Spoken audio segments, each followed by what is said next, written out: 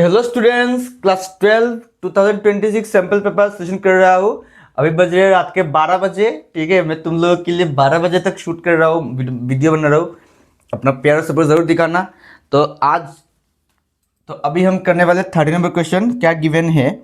Solving graphically maximise मतलब max Z. ये LPP का क्वेश्चन है। मैक्स जेड, तुम लोग के पास एक रूल नहीं, एल हॉस्पिटल रूल, अच्छा जो भी है, अभी तो चाहिए भी नहीं। और सब टू मतलब सब्जेक्ट टू, मैं शॉर्टकट में लिख रहा हूँ, ठीक है। सब two x plus y less than equal to 1200, ठीक है। हम तो ऐसे ही करते हैं भाई। और एक गिवन, अच्छा जैसा है वैसे लिखते थे पहले, ना दिक्कत हो जाएगा। ग्रेटर देन इक्वल टू 600 और एक गिवन है x less than equal to x by two. यहाँ पर कंफ्यूज मत हम, ठीक है, ये भी इजी है। और एक चीज x greater than equal to 0 y, ये तो हमेशा फिक्स रहेगा।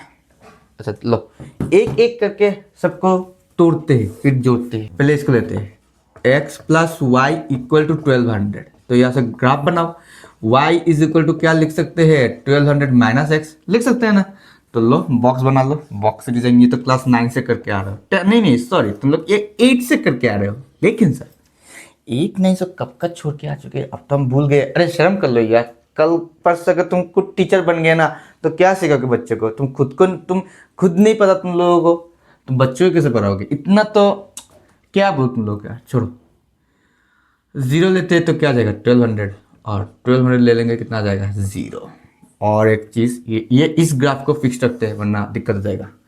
अब एक काम करते हैं, इसके लिए लेते हैं x plus y is equal to 600। तो y is equal to 600 minus x. X y इतना तो आता है। एक्स जीरो का मतलब 600 और एक्स 600 का मतलब जीरो, ठीक है। इसको भी फिक्स रखो। और ये जो गिवन है ना, अरे गलत लिख दिया यार, बोलना चाहिए था तुम्हें। y equal to x by two मतलब अच्छा एक काम करते हैं, इधर से x इक्वल टू 2y लिख सकते हैं ना। 2y लिख सकते हैं। इसके लिए भी ग्राफ बना लो, कौन सी दिक्कत की बात है। x y मतलब अगर x जीरो हो जाएगा तो y भी जीरो हो जाएगा। देखो y मान लो 1 है, 2 1 2 हो जाएगा। 2 ले लेते हैं मतलब डबल हो जाएगा, ठीक है। अब जो सबसे ज्यादा इंपॉर्टेंट वो ग्राफ इतना खूबसूरत बनाना कि बाद में कोई इंटरसेक्शन फॉर्मूला लगाने की जरूरत ही ना पड़े, जरूरत ही नहीं है। एक काम करते हैं, इसको 200 ले लेते हैं और इसको हम ले लेते हैं 400। इधर 200 होता है, एक्स 400 हो जाएगा ना। तो इधर लिख देते हैं 200, इधर आ जाएगा 400 क्यों। देखना क्यों, अब ग्राफ करेंगे ना। देखो सब कुछ बड़ा बड़ा गिवन है, सब 1200 600, मतलब नीचे का कोई बात ही नहीं है। हम 500 के नीचे कोई बात ही नहीं करते। अच्छा ठीक है, ये जीरो, इधर लेते हैं 200, इधर मान लो 400। अब देखो फर्स्ट पॉइंट क्या गिवन है हम लोगों के पास? 0 12 इधर ये 1200 और जीरो, मतलब ये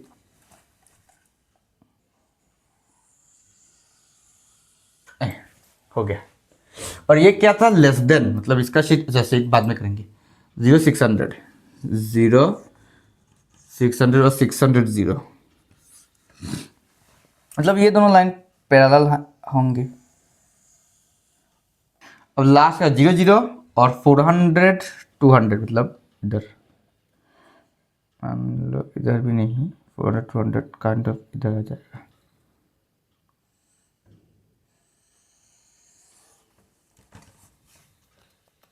ये होगा हमारा शेडेड पोर्शन, ठीक है। अब नंबरिंग करते हैं, इधर ए, इधर मान लो, ये मान लो बी, ये सी और ये डी, ठीक है। अब देखो देखने से पता चल रहा है कौन सा पॉइंट में होगा, मतलब कहाँ पर होगा, ठीक है। तो हम एक काम करते हैं, अब जैसा करना है, एक बॉक्स रेडी कर लो। ये हो जाएगा हम लोग का पॉइंट, और इधर जेड का वैल्यू, जेड कितना है? 2x प्लस वाई, ठीक है। अब ए पॉइंट कितना है? ए पॉइंट देखने से पता चल रहा है 400 और 200। अगर मान लो कोई पॉइंट अगर देखने से पता नहीं चल रहा, तब क्या करेंगे? सॉल्यूशन फॉर्मूला लगा देना, मतलब इसका इक्वेशन और इसका इक्वेशन सॉल्व कर देना तो मिल जाएगा, ठीक है। Point of intersection. ए कितना है 400 200, 400 200, बी पॉइंट, सी पॉइंट और डी पॉइंट। बी किधर है, बी कितना है 600 और 0, 600 0। सी कितना है, सी किधर गया भाई, सी है 1200 और 0, 12, अरे ये क्या है, 1200 और 0। और डी कितना है, डी देखो ध्यान से 800, 800 है ना, तो इधर कितना आ जाएगा 400 रहेगा, 400। कॉमन सेंस लगाओ भाई, अगर यहाँ पर 800 है, ये 800 होगा तो वाई आधी हो जाएगी तो 400। या तो मेरे ड्राइंग में जरा गलत हो गया, ग्राफ पे हम लोग करो देखना, 800 और 400, ठीक है। अब ए कितना है, ए 400 200 इधर बिठा दो, 2 4 जा 800 प्लस 200 मतलब 200 मतलब 1000, एक 1200 प्लस 0 मतलब 1200, और 1200 प्लस 0 400, 0 तो लिखने की जरूरत नहीं है।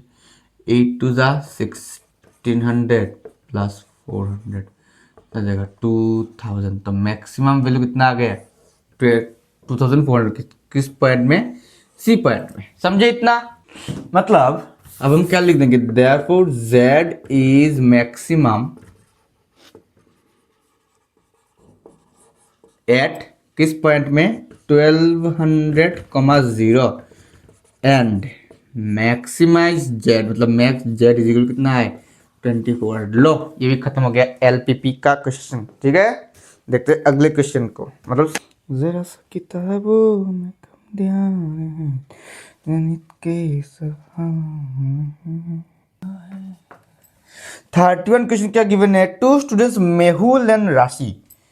भाई कैसे कैसे नाम रखते हैं भाई, मेहुल और राशि। कुछ are seeking admission in a college, college में एडमिशन लेने के पागल है भाई, एडमिशन करवा दो, क्यों करना है भाई, छोड़ दो कॉलेज में एडमिशन लेना। Probability that Mehul is selected, Mehul select होगा, मतलब मान लो ए लिख दे क्या, ई एफ लिखे, अच्छा ई ठीक है। ए मान लो मेहुल इज सिलेक्टेड, ठीक है, ए मान लो मेहुल इज सिलेक्टेड, और बी मान लेते हैं Rashi is selected, Rashi is selected, ठीक है। The probability of Mehul is selected मतलब P of A is equal to कितना गिवन है 0.4, ठीक है। और क्या गिवन है, क्या क्या, and probability of selection of exactly one of them, अच्छा ये बाद में आ जाएगा। एक काम करते हैं, प्रोबेबिलिटी ऑफ बी मतलब राशि कितना सिलेक्ट हो तो गिवन नहीं है, मान लेते हैं राशि सिलेक्ट हो सकती है एक्स। अब देखो मेहुल सिलेक्ट होगा या राशि, मतलब ये डिबेट है, मतलब कॉम्पिटिशन, कोई एक सिलेक्ट होगा, दोनों नहीं एक सिलेक्ट होगा। तो मान लो मानते हैं कि प्रोबेबिलिटी ऑफ ए डैश मतलब तो मान लेते हैं प्रोबेबिलिटी ऑफ ए डैश मतलब राहुल सिलेक्ट नहीं होगा, 0.4 अगर सिलेक्ट होना है तो नहीं होगा, कितना आ जाएगा 1 में 0.4 मतलब 0.6। इसी तरीके से प्रोबेबिलिटी ऑफ बी डैश मतलब राशि सिलेक्ट नहीं होगी, 1 माइनस एक्स हो जाएगा। अब क्या गिवन है, एग्जैक्टली वन ऑफ द मतलब दोनों में से कोई एक सिलेक्ट होगा, इसके चांसेस 0.5, इसके चांस क्या है 0.5। अब सुनो, मानते हैं प्रोबेबिलिटी है कि राहुल सिलेक्ट होगा, राहुल है क्या, मेहुल सिलेक्ट होगा लेकिन राशि सिलेक्ट नहीं होगी, ठीक है। और मतलब प्लस, और मतलब प्लस होता है प्रोबेबिलिटी, इतना आता है प्रोबेबिलिटी ऑफ, अब मेहुल सिलेक्ट नहीं होगा लेकिन राशि सिलेक्ट हो जाएगी, ठीक है। और ये दोनों क्या है इंडिपेंडेंट है, इंडिपेंडेंट के लिए क्या कहते हैं डायरेक्ट इनटू, मतलब probability of A into probability of B bar plus probability of A dash into probability of B is equal to कितना गिवन है 0.5 मतलब 50%। ये डायरेक्ट भी कर सकते थे 50% मतलब 50%, मतलब 50% राहुल मेहुल जीतेगा या 50% राशि जीतेगी, जो भी है। ए कितना है 0.4, अरे इंटू बी बार कितना है 1 minus x, 1 minus x plus A कितना है 0.6 और बी बार कितना है सिर्फ एक्स इज इक्वल टू 0.5, ठीक है। इधर कितना है 0.4 minus 0.4 x plus 0.6 x is equal to 0.5। अब ये प्लस में है, साइड से कितना माइनस हो जाएगा, और तो 0.6 माइनस 0.4 कितना आ जाएगा 0.2 एक्स, ठीक है। गलत लिख दिया क्या? नहीं। और इधर मैथ्स है 0.1 मतलब x is equal to 0.1 by 0.2 मतलब x इक्वल टू 1/2 लिख सकते हैं। एक पर से एक पर कैंसिल, x इक्वल 0.5 मतलब राशि सिलेक्ट हो सकती है 0.5 और ना हो सकती है भी कितना आ जाएगा 0.5। मैथ करके देख लो भाई, 1 माइनस 0.5 कितना होगा? 0.5 भी होगा। इतना जल्दी नोट करो, मैं इरेज करने जा रहा हूँ, समझ। अब निकालने को क्या बोला है भाई?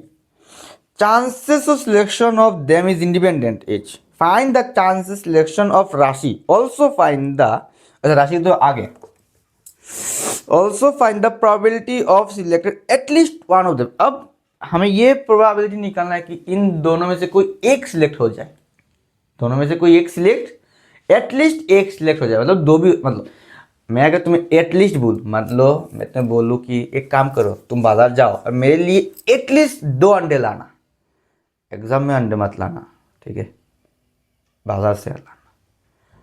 2 अंडे लाना बाजार से, एग्जाम से नहीं। अब तुमने 20 अंडे ला दिए, मतलब मैं तो बहुत खुशी हो जाऊंगा, ठीक है ना। तो ये ध्यान रखना, एटलीस्ट का मतलब एक, एटलीस्ट 1 मतलब एक होना ही चाहिए, इससे ज़्यादा भी होगा तो कोई दिक्कत की बात नहीं है।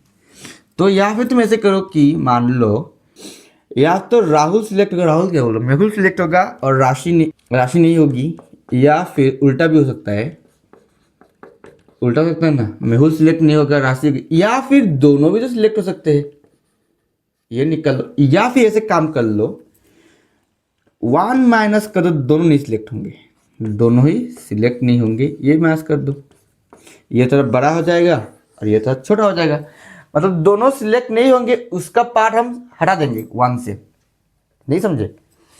इसका पार्ट मतलब 1 से, मतलब 100% से दोनों सिलेक्ट नहीं होंगे, वो हम हटा देंगे, ठीक है। अगर हटा देंगे तो क्या होगा, या दोनों ही सिलेक्ट हो सकते हैं, इस तरह माइनस ये क्या ऐसे निकल गया, probability of A bar into probability of B bar. तो 1 माइनस प्रोबेबिलिटी ऑफ ए कितना है, ए बार कितना है 0.6 और बी बार कितना है 0.5, तो 1 माइनस कितना आ जाएगा 0.3 माइनस कितना 0.7। लो खत्म क्वेश्चन। आशा करता हूँ समझ में आया है, इजी था, कोई टफ नहीं था, ठीक है। और अंडे एग्जाम में नहीं लाना, बाजार से लाना, ठीक है। लो नोट कर लो, और अगले पार्ट में हम सेक्शन डी स्टार्ट कर देंगे और कल से चैप्टर वाइज क्वेश्चन आ जाएंगे, ओके।